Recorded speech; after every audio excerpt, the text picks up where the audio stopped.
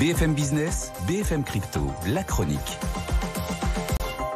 Antoine, on vous retrouve depuis Euronext et cette bonne nouvelle pour les cryptos qui résistent aux petits coups de tabac que les marchés ont connus hier.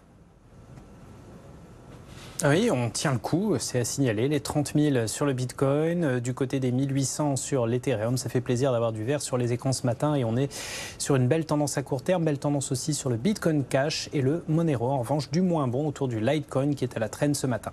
Et des cryptos partout aux États-Unis. Les 3/4 des commerçants à présent se disent prêts à les accepter, Antoine, à court terme comme moyen de paiement.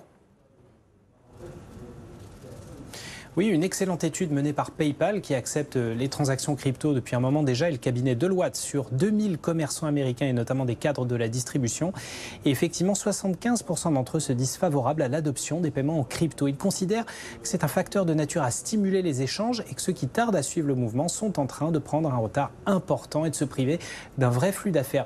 Dans le top 3 des arguments, à 48%, l'amélioration de l'expérience client, à 46%, augmenter la base de clientèle et à 40%, montrer que leur entreprise est apte à innover, à suivre les nouvelles technologies.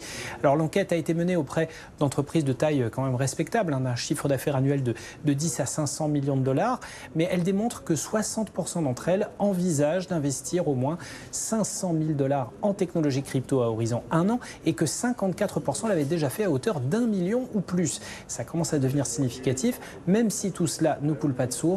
90% des responsables interrogés estiment que l'intégration de ces technologies constitue une somme de difficultés.